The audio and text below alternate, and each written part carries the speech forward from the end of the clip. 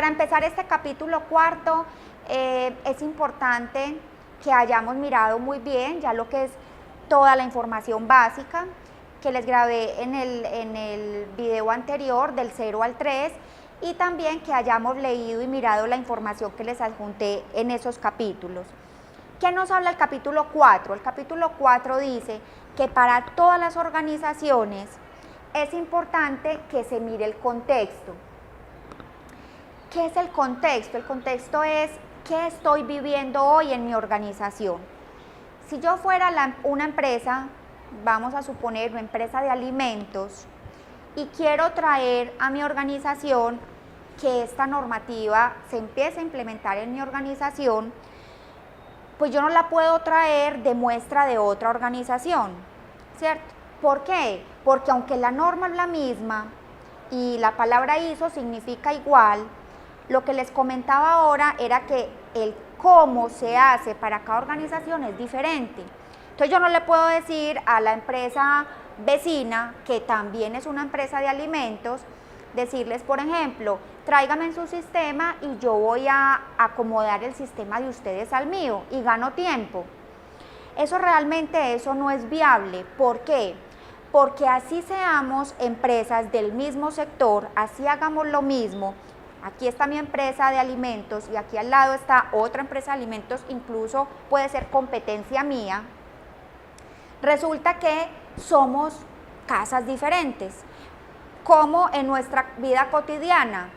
Nuestra casa vive una situación muy diferente a la casa del vecino.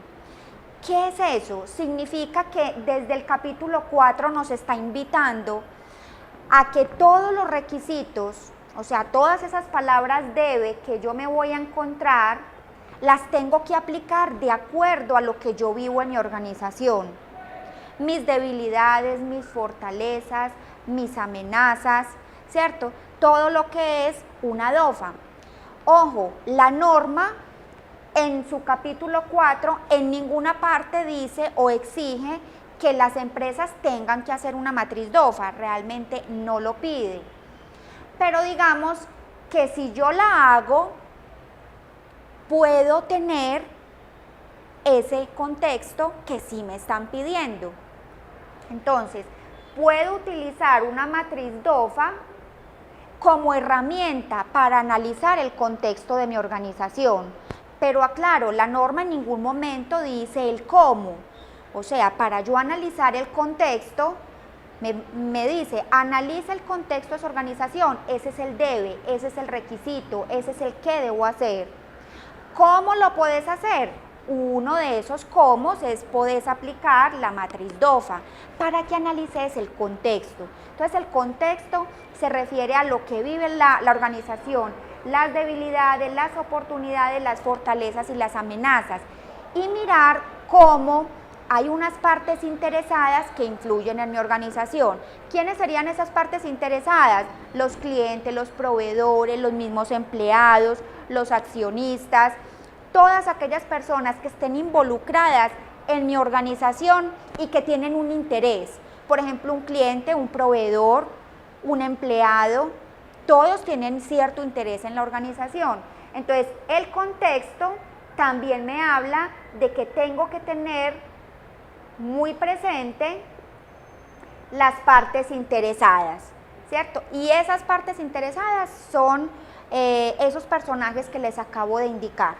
Entonces, el capítulo 4 habla de esto y también, como último, habla de que hay que tener muy claros los procesos. No podemos empezar a montar esta norma si no hay claridad en los procesos de la organización. Puede que sea, vuelvo y reitero, una empresa de alimentos o puedo ser un colegio, pero ambas deben tener muy claros cuáles son sus procesos. Por ejemplo, deben tener un proceso de compras, un proceso de gestión humana, un proceso comercial, etcétera. Cada proceso de la organización lo tienen que tener muy en su contexto para saber cómo vamos a aplicar estos requisitos. A eso se refiere el capítulo 4.